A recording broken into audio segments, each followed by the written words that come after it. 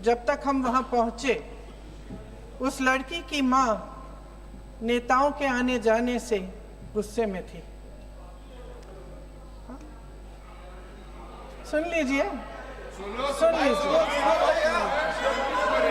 सुनिए, किसी की पीड़ा का मजाक नहीं उड़ाते। कोई भी हो, किसी की पीड़ा का मजाक नहीं उड़ाते। आप संसद में बैठे हैं, निशिकांत जी आप बना रहे हो। जब तक हम वहां पहुंचे, उस लड़की की मां नेताओं के आने जाने से गुस्से में थी।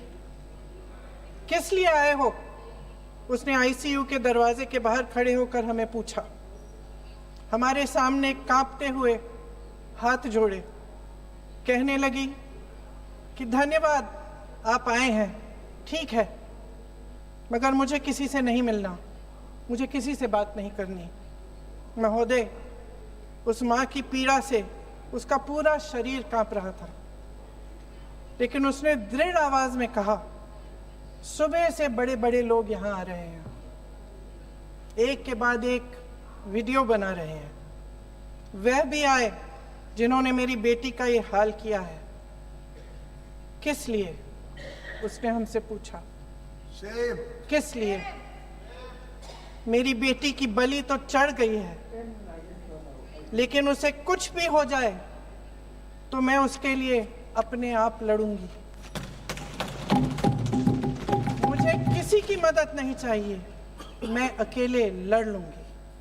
महोदय, शायद मुझे यहाँ खड़े होकर सबके सामने ये बात नहीं कहनी चाहिए, मगर उस माँ की गुहार ने मुझे शर्मिंदा किया। उसके दिल के टूटने की वो आवाज़ जो अस्पताल की दीवारों से में गूंज रही थी, मेरे मन में अभी भी गूंज रही है। इसलिए उस माँ की इजाज़त लिए बिना मैं आपके द्वारा आदरणीय प्रधानमंत्री महोदय जी और आदरणीय गृह मंत्री महोदय जी से पूछना चाहती हूँ कि क्या ज़रूरत थी एक मासूम बच्ची पर इस तरह दमन करने की? क्या ज़रूरत थी उन छात्रों पर आंसू गैस चलवाने की, उन पर लाठियां बरसाने की, उन पर वाटर कैनन्स चलवाने की? क्या ज़रूरत थी उन नौजवान लड़कियों को जलील करते हुए उनके कपड़े फाड़ने की, उनको बेरहमी से गंदी तरह पिटवाने की? देश के युवाओं पर पैलेट गन्स और AK-47 चलवाने की क्या आवश्यकता थी? क्या वे आतंकवादी थे? क्या आतंकवादी हैं? टेररिस्ट हैं? हाँ, कांग्रेस बोल रही है। हाँ, कांग्रेस बोल रही है। जवाब दीजिए, जवाब दीजिए। कांग्रेस बोल रही है, जवाब मांग रही है, जवाब दीजिए।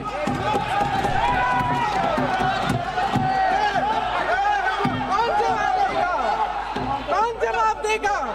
गृह मंत्री जी जवाब देंगे। किसने ऑर्डर दिया? किसने ऑर्डर दिया पैलेट गन्स चलाने के लिए? किसने ऑर्डर दिया? आपके माध्यम से मैं पूछती हूँ अध्यक्ष महोदय, किसने ऑर्डर दिया? प्रधानमंत्री जी ने दिया? गृह मंत्री जी ने दिया? जवाब देंगे? पूरा देश पूछ रहा है, सिर्फ कांग्रेस पार्टी नहीं पूछ रही है, पूरा देश पूछ रहा है। अध्यक्ष महोदय, देश के माता पिता पूछ रहे हैं, छात्र पूछ रहे हैं, अध्यापक पूछ रहे हैं, पूरा देश आज ये पूछ रहा है।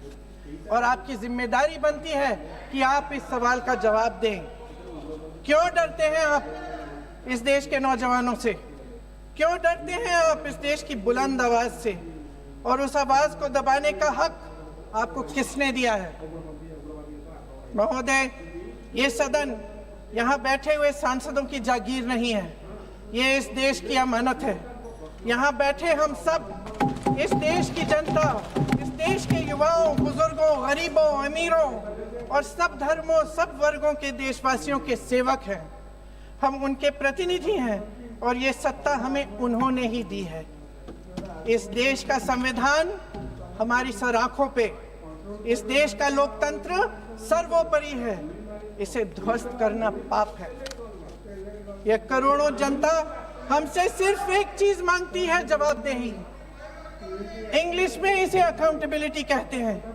हमें सत्ता देकर, हमें यहाँ तक लाकर सिर्फ उसकी ये गुहार है कि जो हम करें उसकी भलाई के लिए करें, और अगर उनके साथ अन्याय हो तो हम उनके प्रति जवाबदेह बने और उन्हें न्याय दिलवाएं। पिछले दिनों हजारों बच्चे सड़क पर उतरे, उन्होंने अपनी पीड़ा व्यक्त की। गांधी जी के दिखाए हुए रास्ते पर अहिंसा और सत्य को अपने दिलों में रखते हुए गाते मुस्कुराते हुए शांतिपूर्वक प्रदर्शन किया।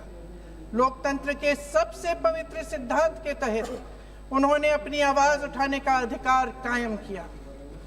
ये उस भारत के बच्चे हैं जो गांव में रहते हैं, जो महानगरों में रहते हैं, जो छोटे कस्बों में, छोटे शहरों में रहते हैं, जहां माँ अपने गहने बेच देती है, पिता अपनी जमीन गिरवी रख देता है, एक परिवार अपनी पूरी जिंदगी की कमाई बच्चे के सपने पर खर्च देता है।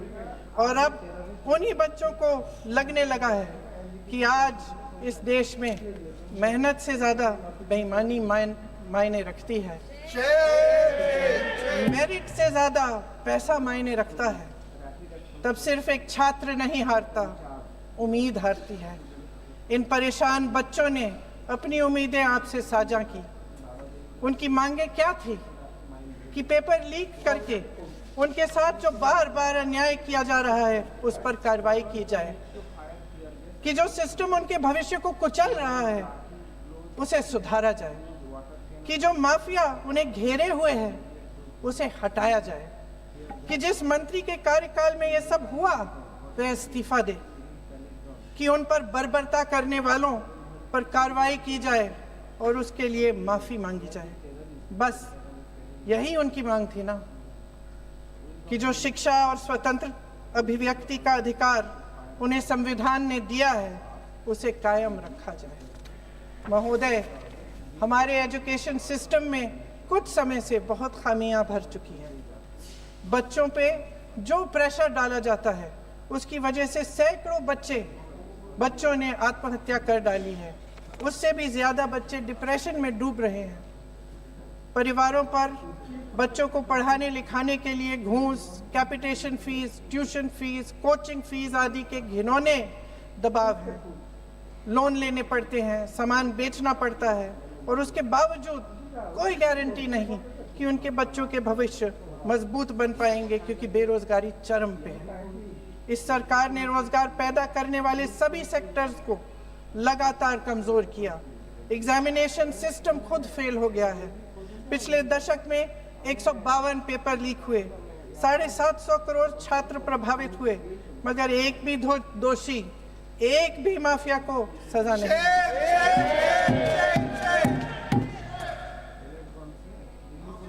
हमारे एजुकेशन में आरएसएस के प्रचारकों को भर भर कर उसे खोखला बना दिया है। जबरदस्ती एनटीए बनवाकर सिस्टम का केंद्रीकरण करके उसे और भी उलझा दिया। देश के कुल बजट में, हाँ जी जबरदस्ती, आपने अभी अभी सुना तमिलनाडु के हमारे साथी क्या कह रहे थे। देश के कुल बजट में एजुकेशन बजट की हिस्सेदारी हर साल बढ़ाने की बजाय घटती जा रही है। 1.4 लाख करोड़ रुपया का पूरा बजट एजुकेशन बजट है, और 1.32 लाख करोड़ सिर्फ नीट देने वाले 22 लाख बच्चों के परिवारों से हर साल खींचा जाता है। एक और शर्मनाक आंकड़ा भी है। 1.4 लाख करोड़ रुपया हमारा पूरा एजुकेशन बजट, और 16 लाख करोड़ रुपए जो मौजूदा सरकार ने बड़े उद्योगपतियों के लोन माफ किए हैं। सोचिए कि इस सरकार की प्राथमिकताएं क्या है। सच ये है अध्यक्ष महोदय कि जिस तरह अस्पताल में उस छात्रा की मां का विश्वास पूरे सिस्टम से हट गया है, उसी तरह देश के युवाओं का भरोसा इस पूरे सिस्टम से टूट चुका है। और जब इस तरह देश के भविष्य, हमारे युवा निराश होकर सरकार और सिस्टम से अपना भरोसा हटा देते हैं, तो उस भरोसे को फिर से बनाने के लिए सिस्टम के अंदर से जवाब नहीं ढूंढा जा सकता। उसके दायरे से बाहर निकलना पड़ता है, नए सिरे से ठोस प्रयास करने पड़ते हैं। अफसोस की बात यह है अध्यक्ष महोदय कि इतना हो जाने के बाद भी आदरणीय प्रधानमंत्री महोदय जी और उनके साथी इस सच्चाई को समझ नहीं पा रहे हैं। वे अभी भी ये सोच रहे हैं कि पीआर, नैरेटिव चेंज और पालतू मीडिया के सहारे एक बार फिर उनकी नैया पार हो जाएगी। परसों शिक्षा मंत्री जी ने शर्मनाक परिस्थितियों में अपना इस्तीफा दिया और कल यहीं मकर द्वार पर मेरे सत्ता पक्ष के सांसदों ने जिंदाबाद के नारे चिल्लाते हुए उनका संसद में ऐसे स्वागत किया जैसे मानो कोई सुपरस्टार पहुंच गए हैं। विडंबना देखिए महोदय, जब भूतपूर्व शिक्षा मंत्री को मुकुट पहनाया जा रहा था, स्वागत हो रहा था उनका, तब महाराष्ट्र में एक परिवार पेपर लीक पीड़ित अपनी बेटी की आत्महत्या का शोक मना रहा था। आपकी सरकार ने देश के करोड़ों छात्रों को क्या संदेश दिया? आपको किस बात का गौरव है, किस बात का अभिमान है? ये कौन सा अहंकार है? जहां आंखों में शर्म होनी चाहिए वहां बेशर्मी और स्वागत के नगाड़े बजाए रह रहे हैं। एक तरफ मातम है, दुख है, यहाँ फूल माला डाल रहे हैं। कोई आप पर कैसे यकीन करे? प्रधानमंत्री महोदय जी ने नया शिक्षा मंत्री चुना, एक ऐसे व्यक्ति को इस पद पर आसीन किया जिसने एक गर्भवती महिला के बलात्कारियों की रिहाई पर अपनी सहमति व्यक्त की, खुशी जताई। देश की करोड़ों लड़कियों को प्रधानमंत्री जी ने क्या संदेश दिया? सर, अखबारों में है। अखबार में नहीं, मेरा कुछ भी बोल के चले जाते हैं। अरे ये तो कैसा क्या है इनके पास? ऐसा ही कोई आरोप लगा दीजिएगा। कोई नियम कानून नहीं है।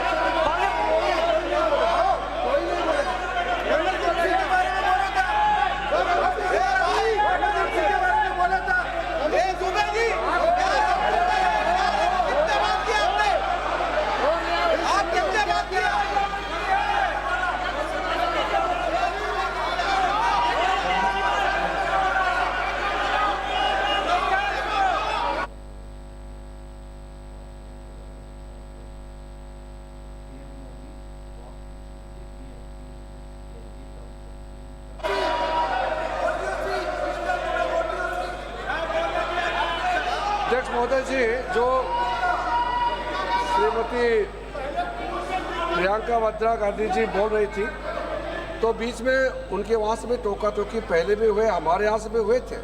अभी हम लोग तो शांति से सुन रहे हैं, लेकिन जो अभी अभी हमारे वर्तमान नए शिक्षा मंत्री को जो उन्होंने टिप्पणी की, कैरेक्टर असैसिनेशन है एक तरीके से संसद में, और इस तरीके के भाषा हम उम्मीद नहीं करते हैं।